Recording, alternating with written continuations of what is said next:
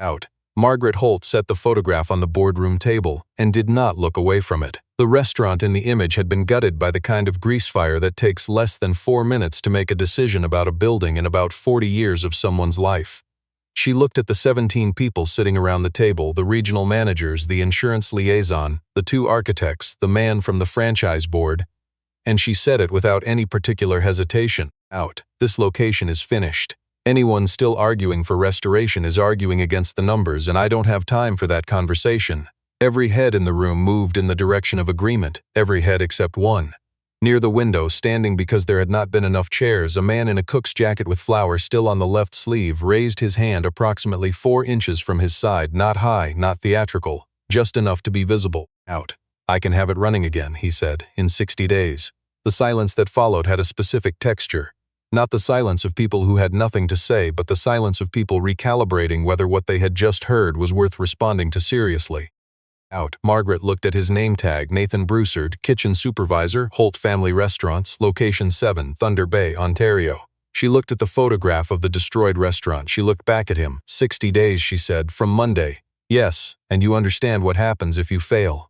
Nathan Broussard looked at her without any particular expression. I understand. He did not say anything else. He did not make a case. Out. He picked up the notepad he had brought, the one with the spiral binding that had been bent by a back pocket until it no longer lay flat, and he walked out through the side door, and the room watched him go, and then resumed its business.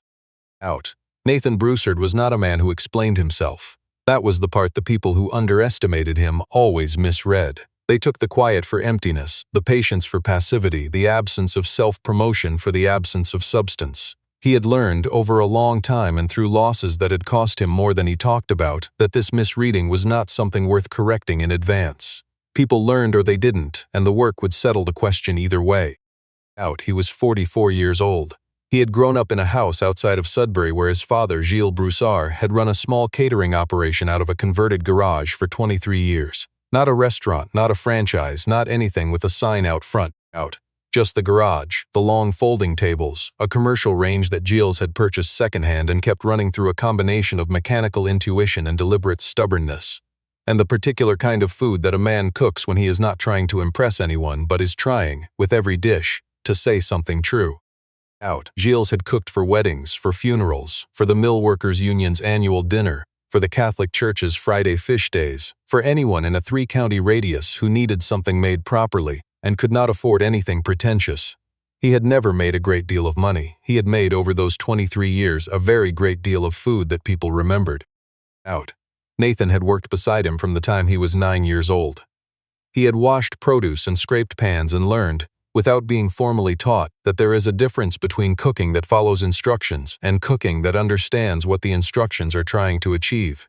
By the time he was 16, he could run a service without supervision. Out. By 20, he had left Sudbury for a series of positions in larger kitchens in Toronto, and then Montreal, each one teaching him something specific that the previous one had not. Out. He had come back north when his daughter was born. Cassie arrived in late October of a year when Nathan and his wife had both agreed that the city was not where they wanted to raise someone.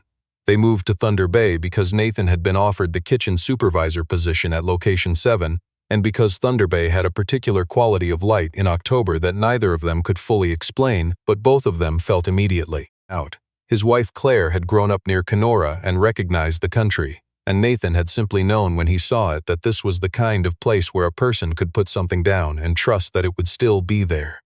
Out. Claire died of an aggressive cancer when Cassie was 2. It was the kind of thing that happens to people and that those people cannot afterward fully describe to anyone who has not experienced the same specific gravity of loss. Nathan did not try to describe it. Out. He managed it the way he managed everything he did not have words for, by going to work, by being present for Cassie, by keeping the structure of ordinary days around them both like a frame around something that might otherwise lose its shape.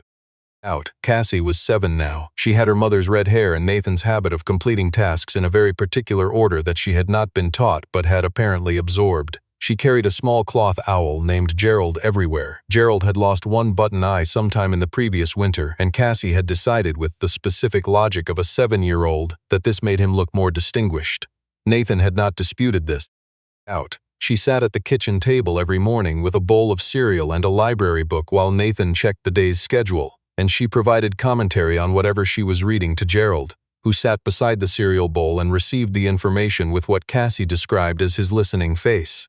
Nathan never had the heart to point out that Gerald's remaining eye was fixed in an expression that could as easily be interpreted as mild concern. Nathan had worked at Holt Family Restaurants for 3 years. He had taken the job because it was 8 minutes from Cassie's school, because the pay was steady, and because the kitchen at Location 7 was large enough that he could run it properly without fighting the building.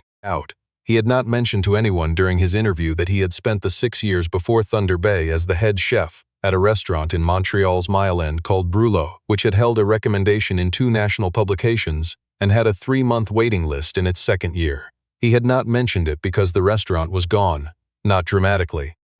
It had closed quietly during the period after Claire's diagnosis, when Nathan had been present in body but not in the way that a restaurant requires its leader to be present, and the investors had made a reasonable business decision that he had not had the energy to argue with. He had not argued because he was directing all of his available energy toward Cassie, and that was the correct allocation, and he had never once regretted it. Location 7 was the oldest restaurant in the Holt family chain. Gilles Broussard had eaten there once, on a drive south in 1987, and had told Nathan years later that the perch and chips were the best he'd had outside of his own kitchen. Nathan had not mentioned this to anyone either. He just ran the kitchen the way his father had taught him to run things, which was to say that he ran it by understanding what it was actually trying to do and then doing that as well as it could possibly be done within the resources available. The fire had started in the exhaust ducting above Fryer 2 on a Thursday evening in March. It had moved quickly. The suppression system activated and did its job in the kitchen, but the fire had already reached the dining room ceiling by then, and the water damage and structural compromise from the suppression combined with the fire damage had left Location 7 in a condition that Sandra Kearney, Margaret Holt's director of operations, had assessed in an 11-page report as economically non-viable to restore. The cost of reconstruction would exceed the insurance settlement. The land was worth more as a potential redevelopment site. The recommendation was clear.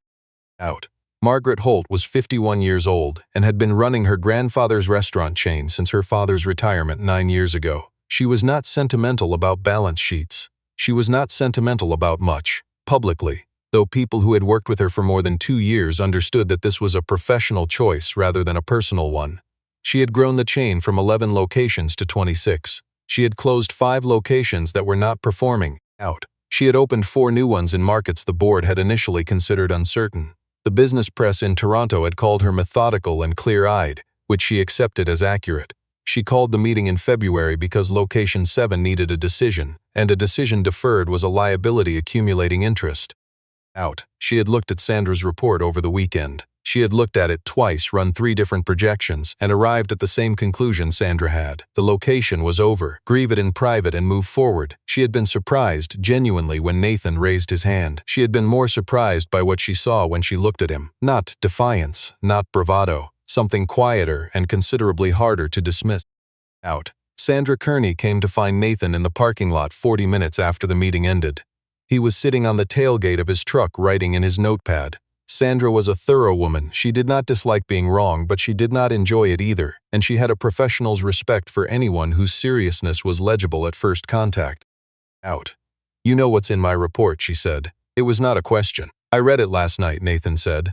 The structural assessment on the load-bearing wall between the kitchen and the dining room, page 7. She watched him. You think we missed something. I think the wall is compromised from the suppression water on the upper section, but the lower 2 feet are intact. The footers sound. If the footers sound, the rebuild cost on that wall drops by about 40% and the timeline changes with it. Sandra was quiet for a moment. We had a structural engineer on that assessment. I know. I've also spent 3 years in that kitchen, and I know exactly where the water sits after a flood and where it doesn't. She looked at him for a long time. I'll pull the original foundation documentation, she said finally. She left. He went back to writing. He picked Cassie up from her after-school program at 5. She came through the door the way she always did, at a run, Gerald tucked under one arm, her backpack listing badly to the left because she always put her library books on the same side. She stopped 2 feet in front of Nathan and looked at his face carefully, the way she had done since she was old enough to understand that his face sometimes carried information he was not yet ready to say out loud. Something happened, she said. It was not a question either. He crouched down to her level. Dad took on something big today. How big? The restaurant that burned down. I told them I could fix it. She considered this with the gravity that she applied to important things. The one we drove past? That one. She shifted Gerald to the crook of her elbow. Is it very broken? Very. But you know how, I know how. She looked at Gerald, she looked back at Nathan. Out. Okay, she said in the tone she used when she had made a final determination. Gerald says okay too. Out. He made chili for dinner. From the recipe his father had developed over 30 years of adjustment, and that Nathan had memorized not from a written card but from standing beside the man while he made it 100 times. Out. Cassie sat at the kitchen table and drew while he cooked, and after dinner she produced a drawing that she announced was the restaurant getting fixed, which appeared to be a large orange rectangle with smaller rectangles inside it, and what might have been a person standing at one end. Nathan folded it carefully and put it in his shirt pocket. Out. He reread Sandra's report that night after Cassie was asleep, all 11 pages at the kitchen table with tea. Sandra was meticulous, her team was experienced, and they had been wrong about 2 things that changed the math. The load-bearing wall assessment was the first thing. The second was the timeline projection for the kitchen equipment. Out.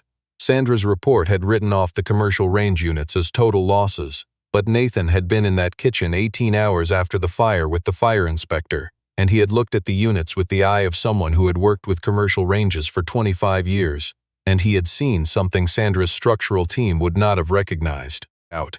3 of the 6 range units had been against the north wall, protected from the direct ceiling collapse by the exhaust hood frame which had buckled but held.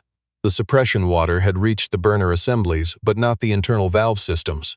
The gas line connections on 2 of those 3 units were intact. Sandra's team had assessed them visually and written total loss across all 6. They had been efficient. They had not been wrong to be efficient. Out. They had simply not had anyone in the room who knew exactly what to look for. Out. Nathan had the original kitchen installation documents in a binder in his truck. He had requested them from the facilities office 6 months earlier for a ventilation project and had simply never returned them, which he had intended to do and had not gotten around to. The documents were specific about the range unit configuration, the gas line routing, the original load specifications for the floor drains, all of it. Out. It was the kind of documentation that most people in his position would not have had. Nathan had it because his father had taught him that the paperwork behind a kitchen was as important as the kitchen itself, and because he had never been able to bring himself to treat any building he worked in as temporary. Out. He drove to the location at 9 that evening. The site was boarded and fenced with construction barriers, but Margaret had arranged a temporary access code for the padlock, which she had texted to him that afternoon without commentary. He walked through the building alone. Out. The dining room ceiling had partially collapsed on the east side, and the floor was soft in 2 places from the water damage. It smelled the way buildings smell after a fire has been put out and left alone for several weeks, like something that has been interrupted. Out. Nathan walked through slowly with his flashlight, touching walls, checking seams, reading the building the way his father had taught him to read a kitchen. Not just what you could see, but what the structure was telling you about what it had experienced and what it still had left. Out. He stayed for 2 hours. When he came out, he sat in his truck and wrote 4 pages of notes. He had what he needed. The foundation was sound. The north wall was salvageable. 2 of the range units would run again. The bar equipment was a complete loss. The dining room flooring would need to come out entirely. The roof over the kitchen section required partial replacement but not full. The work was significant. It was not impossible. Out. There was a difference between those 2 things, and Nathan had spent his adult life learning to recognize exactly where the line between them was. Out. He called his father the next morning. Gilles was 71 and lived in the same house outside Sudbury, the garage long since converted back to a garage after the catering business wound down.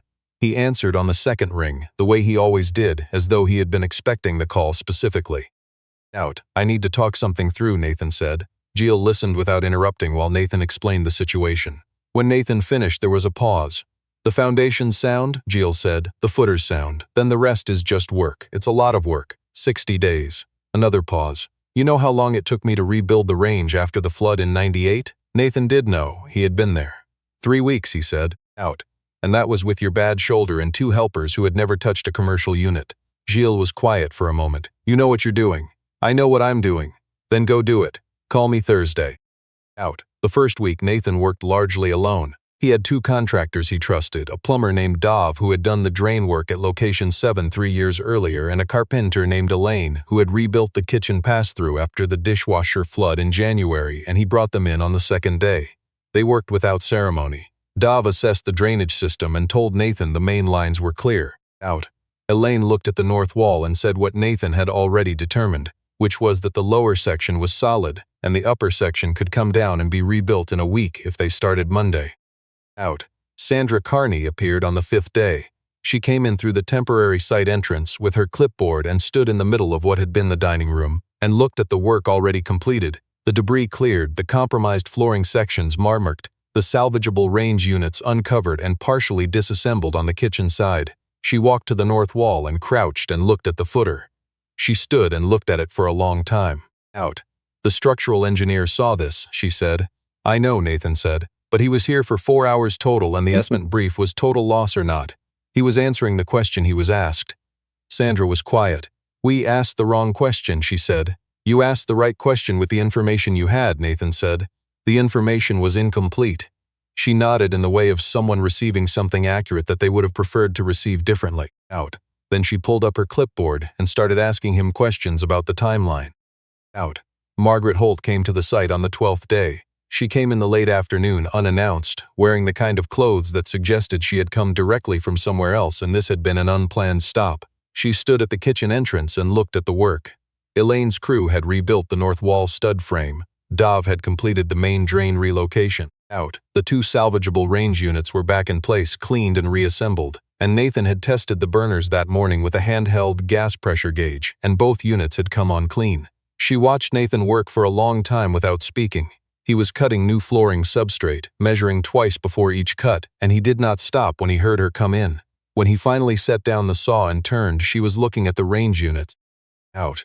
Those were written off, she said. 3 of the 6 were written off incorrectly, Nathan said. These 2 will run. The 3rd one I couldn't save. She looked at him. How long have you known how to do this? It was not quite a question.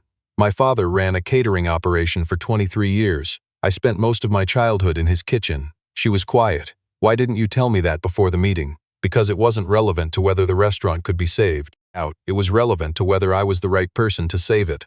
Which amounts to the same thing, not from the restaurant's perspective. She looked at the room. It was a construction site still, all bare studs and concrete and temporary lighting, but it had the quality of a place moving in a direction rather than away from one. She stayed for 20 minutes. When she left, she stopped at the doorway. The equipment budget, she said. Sandra has a number from me. It's approved. He nodded. Out. The range units I salvaged. Send it through Sandra. She left. 2 days later, the approval came back with a second line item he had not submitted. It covered the bar refrigeration unit he had not asked for because he had not wanted to push. He sent Dov a photograph of the approval email. Dov replied with a single question mark. Out. Margaret had grown up going to location 7 on Sunday mornings with her grandfather. She had not thought about this in several years, or rather, she had not allowed herself to think about it in the way that busy people set aside certain memories until they have the privacy to look at them properly. Out. Her grandfather had always ordered the same thing, 2 eggs over easy rye toast, the house beans, coffee that he described as honest, by which he meant it was strong and came quickly and did not pretend to be anything more sophisticated than coffee. She had ordered whatever the daily special was. Her grandfather had called it her adventurous streak. She had called it not wanting to decide before she understood the options. She had not mentioned any of this to Nathan or to Sandra or to anyone. Out. She had mentioned it once, very briefly, to no one in particular, walking back to her car from the site on the 12th day, and then she had gotten in and driven back to her office and prepared for a 4 o'clock call with the franchise board. Out. On the 19th day, Nathan's contractor, Elaine, brought her son to the site because her regular childcare had fallen through. He was 8 years old, quiet in the way of children who read a great deal, and he sat in the far corner of the dining room area on an upturned milk crate with a book and a sandwich and said nothing to anyone for 3 hours.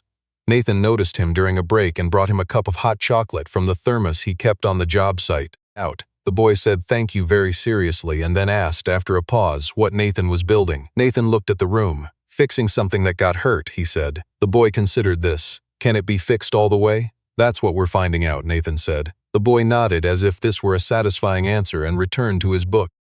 Out. Margaret came by the following week and saw the boy sitting in the corner, and was told by Elaine who he was, and later that afternoon a bag appeared at the site entrance containing 2 juice boxes, a granola bar, and a small paperback chapter book. There was no note on the bag. Elaine's son looked at the book for a long time before he put it in his backpack carefully with both hands. Out. 4 days before the deadline, the walk-in cooler installation hit a problem. The floor drain relocation for the new unit placement had an 8 mm variance from the original specs, not enough to be visible, too much to be ignored, and the cooler manufacturer's technician said the unit could not be certified for installation with that variance. It was a Thursday afternoon. Out. Nathan stood in the empty kitchen and looked at the drain and understood, with complete clarity, that he had two options and one of them was going to take 4 days he did not have. Out, he called Gilles. He explained the situation. Gilles listened. The variance is in which direction, Gilles said. Nathan told him. There was a pause. Then you can pack the floor on the high side with a leveling compound and have the technician remeasure in the morning. The compound sets in 6 hours. That's not a standard fix. No, Gilles said. It's a correct fix. There's a difference. Nathan stood in the kitchen for a moment. Out. How do you know that'll pass certification? Because I did it in 1994 on the Abitibi job and the inspector signed off and the kitchen ran for 16 years. Call me tomorrow.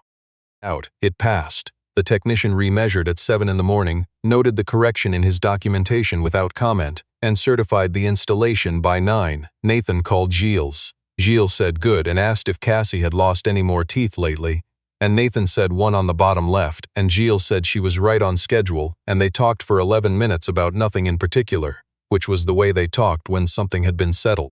Out. The night before the final inspection, Nathan sat in the kitchen alone after everyone else had left.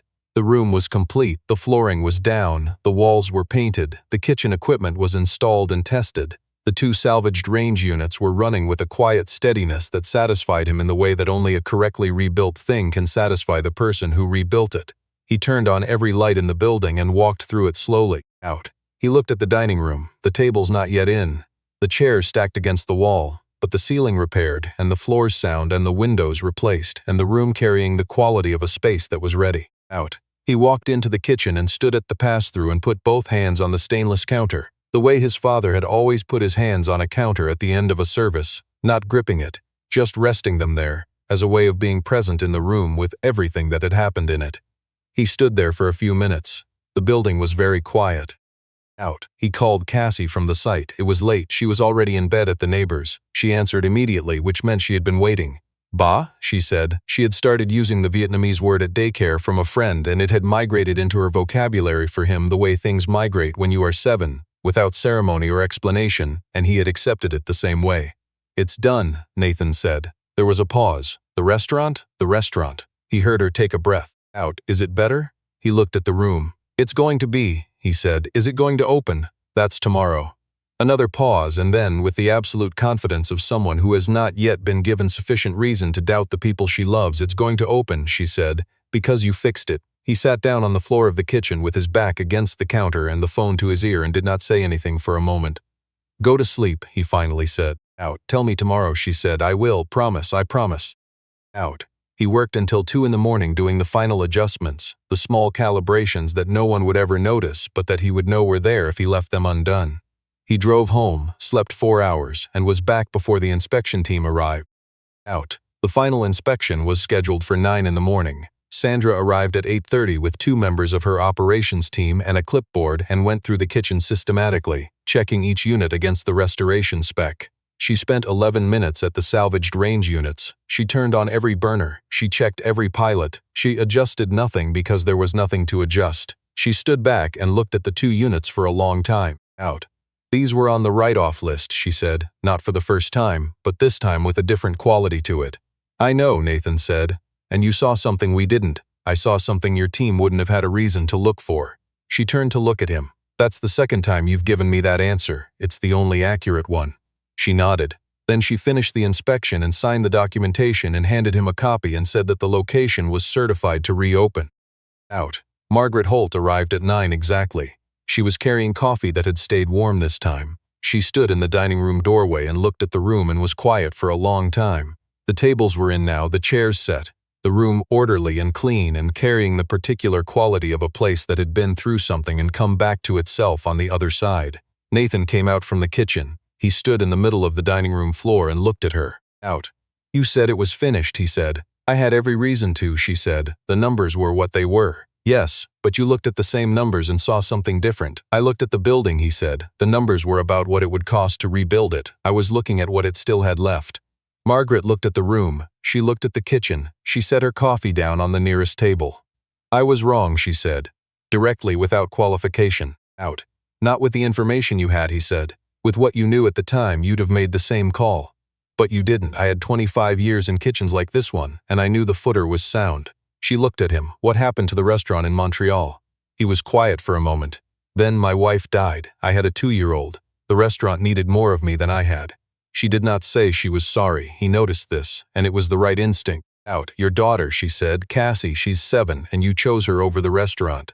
Every time, he said, without hesitation. Margaret picked up her coffee. She looked at the room for a long time. My grandfather used to eat here, she said. Nathan looked at her. She had not told anyone this. Sunday mornings, she said. Eggs, rye toast, the beans. He said the coffee was honest. Nathan was quiet. The coffee was always honest at this location, he said. Out. The machine they had was 30 years old and the water pressure was wrong, and it made the best drip coffee I've ever had in a commercial kitchen.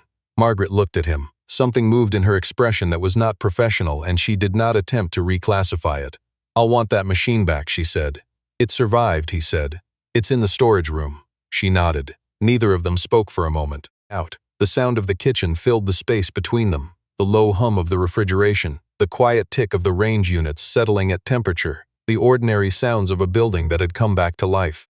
Out. The sound of small boots on hardwood arrived before the voice did. Cassie came through the front entrance at a run because Nathan had called the neighbor at 8 and asked her to bring Cassie by at 9:30. And Cassie had spent the drive over in a state of barely contained anticipation that the neighbor described later as almost unbearable to witness. She stopped in the middle of the dining room and looked around with wide eyes. Gerald was under her arm. Out. The restaurant was lit and set and running, and it smelled, because Nathan had been cooking since 7:30, like coffee and toast and something with garlic and butter that had no business being made at 9 in the morning, but that filled the room with a warmth that made Margaret, standing near the window, close her eyes briefly. Out. Dad, Cassie breathed. She turned around slowly. Dad, it looks like a real restaurant. It is a real restaurant, Nathan said. She looked at the kitchen window. She looked at the tables. She looked at the ceiling. Then she walked forward very deliberately and placed her hand flat on the nearest table, in the way that a person places their hand on something they want to confirm is actually there.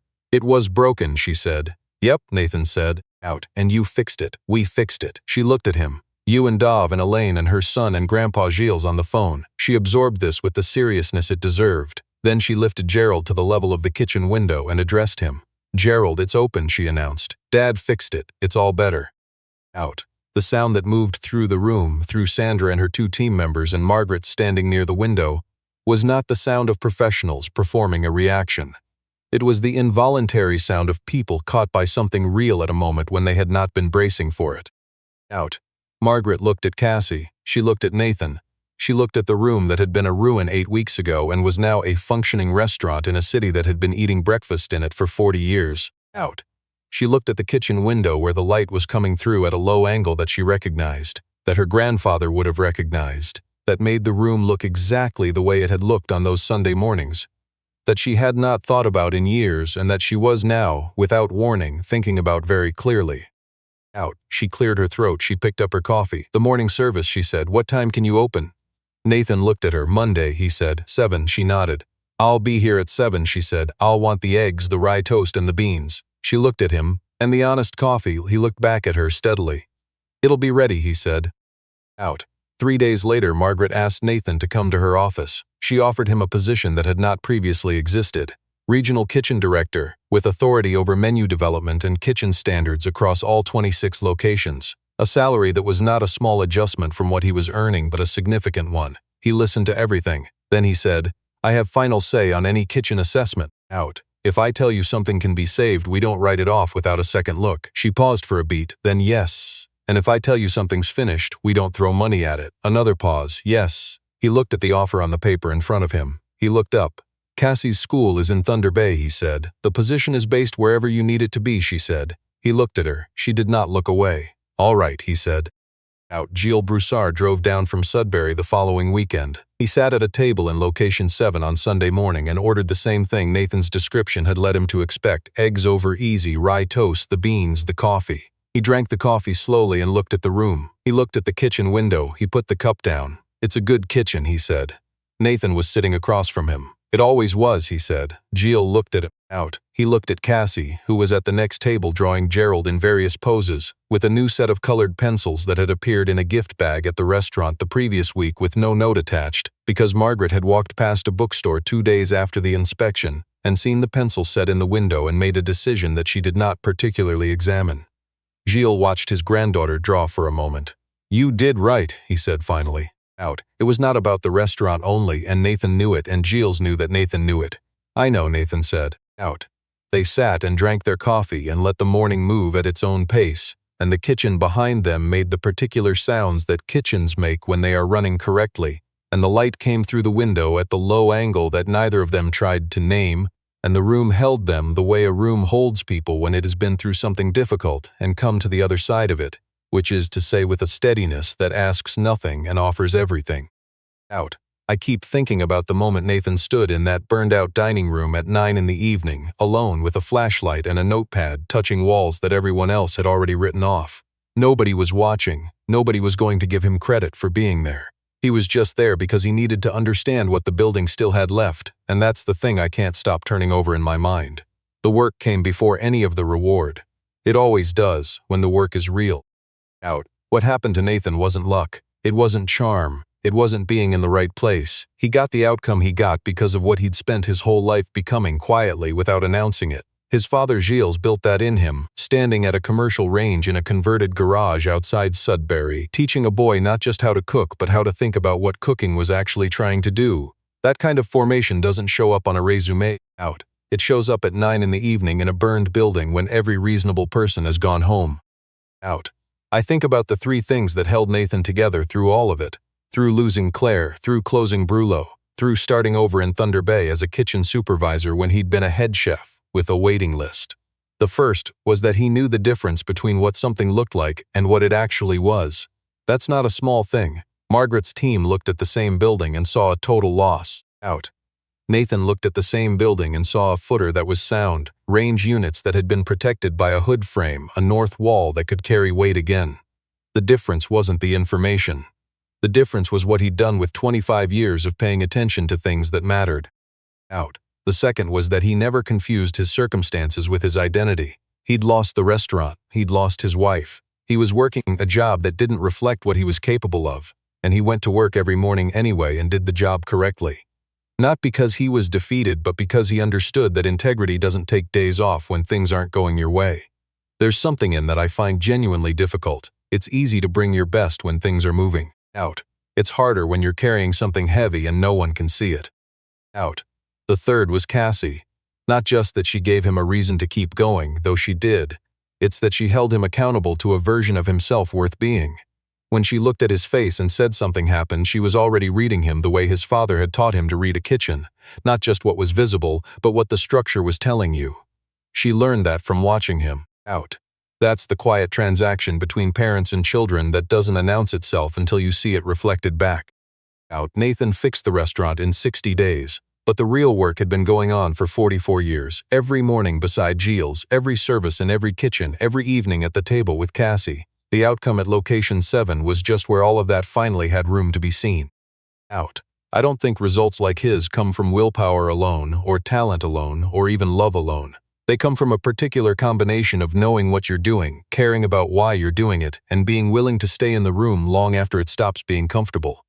That's not a formula, it's just what a well-built life looks like from the outside when the moment finally asks something of it.